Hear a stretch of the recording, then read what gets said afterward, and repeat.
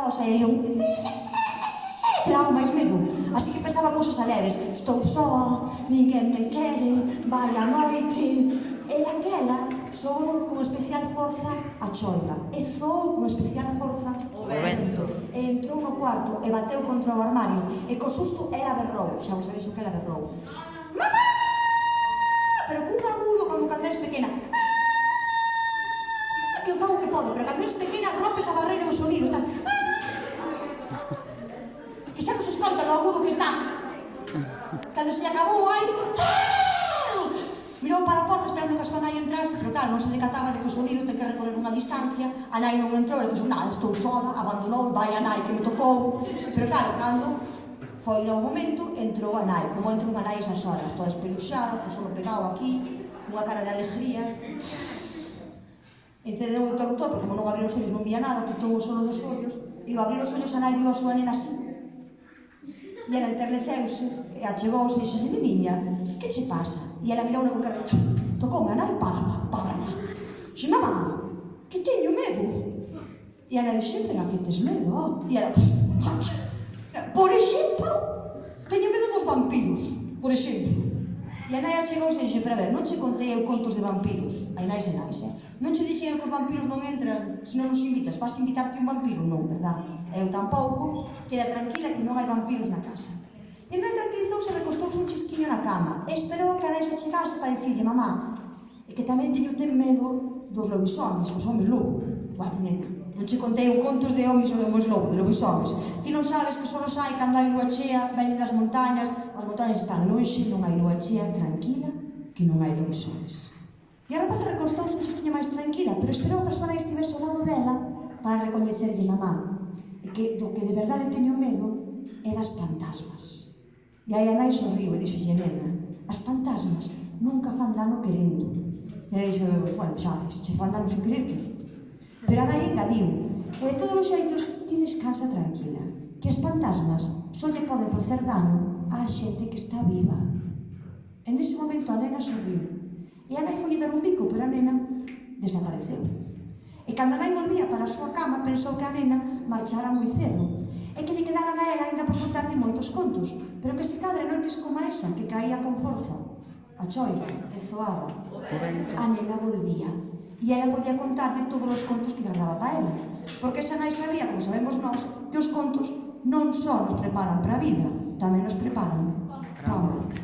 E colorín colorado, este conto está rematado. Moitas gracias por teres contado, pero mañana no tempo, espero que esta noite vades ben, cájome nas estrelas que están no ceo, por último dixo, e me cajo nas pedras en que nas pon no camiño. E agarrou a pedra para tirala, pero cando la pasou por diante da cara viu que non era unha pedra, que era unha calavera. E dixo, bueno, pois vou a aguantar a mirada, que ele pensaba que era inmóvil, pero bueno, sabe como estaba. E daquela empezou a dicirlle, que miraste? E como a calavera non lle respondía, empezou a entrar unha pena, un cambio de humor así que dicía, que peniña das, oiches? É que non tes nada, non tes carne, non tes ollos, non tes nada, mira. Mañá ves cear a miña casa. Está falado. Mañá, a miña casa. Non admito un non por resposta, ata mañá. Tirou a calavera. Ele seguiu o seu camiño, chegou a casa, quedou dormido, e a mañá seguinte non se acordaba moi ben que fixera. E dixo, eu algo fixe. Pero que faría eu? Pasou o día pensando, eu algo fixe. Pero que faría? E cando caeu a noite estaba como intranquilo, dicía, porque eu algo fixe.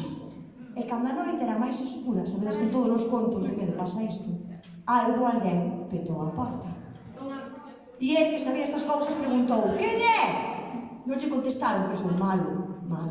Pero foi a abrir, e como sabía estas cousas, o abrir quedou dentro da casa, porque se pasan por fora... El quedou dentro, e a luz da lúa viu un morto, que é fácil recoñecelos, teñen moi mala cara os mortos, a roupa quedaba grande, e ele mirou o morto, como era moi educado, e dixo, hola, que tal, boas noites. E o morto que era educado dixo, hola, boas noites. E xa dixo, que podo facer por vostede? E o morto dixo, pois veño cear, tal como quedamos. E aí xa, bum, veu yo recordo a cabeza e dixo, usted a calavera, perdón, non nos recoñecín agora así. Pois nada, non quede aí, pase. E o morto entrou, porque o morto non entra se non o invitas, a non ser que estea dentro xa. O morto pasou, E Xan dixolle, pois non quede aí, sente, sente. E o morto sentou. Pois nada, xa que vence a coma, se colle algo de pan, algo de queixo, algo de chourizo. E o morto dixo, non, eu comida de vivos non. Pero se non che importa estou contigo mentras ti ceas. Xa dixo, non, vai importar. Colleu un poquinho de pan, meteu na boca, porque claro, o pan non lle baixaba. Porque comer cando alguén te mira é incómodo, porque se te mira está morto. E aí o morto empezou a falar. Dios, unha conversación tan interesante aquel morto que a Xan se lle esqueceu que estábamos, nada, pequeniño, Vou repetir.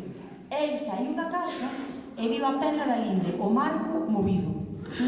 Aí, sin exagerar, que non pasou nada. Entón chamou ao porto do veciño e dixolle, amigo, de corazón cho digo porque para min es como un irmán. Sai fora, mira, a pedra está movida, pon a pedra no sitio. E outro dixolle, eu vexo a ben. Perfecto. E outro dixolle, a ver, ben non está, ti non ves que está movida, pon a pedra no sitio. Eu vexo perfectamente que cara lle ponte gafas. Aquí o tono empezou a cambiar. Pon a pedra no sitio, non me dá gana. Pon a pedra no sitio, non me dá gana. Pon a pedra no sitio, o que? O revento, tu dices revento, te tía cantos máis, eu solo. Pon a pedra no sitio, non me dá gana. Pon a pedra no sitio, non me dá gana. Pon a pedra no sitio, o que? O mato, tu dices mátate. Que me vas matar? Mira que te mato, mátame. Mira que te mato, mátame. Mira que te mato, mátame. Agarrou un Sancho e matou. Xa vos avisei que era bruto, pero vaya máis. O darlle co Sancho, a parte cortante do Sancho, separoulle a cabeza do corpo. A cabeza bateu no chan e mentres batía seguía falando e dicía asnas, paja. E outro dicelle cando queiras e onde queiras e a cabeza botando na feira da volada. E outro, que vou ir a feira da volada? Non sei onde está. A cabeza quedou calada, o asesino enterrou o corpo coa cabeza. Vese que daquela non había CSI, policía científica, nada. Ninguén investigou nada, o morto quedou morto, o asesino quedou libre. Pero anos despois, era a época do Antroido, e o asesino andaba por Galicia adiante, e vi unha feira espectacular, e dixo, vou comprar uns chourizos. E entrou sen mirar o nome do pobo.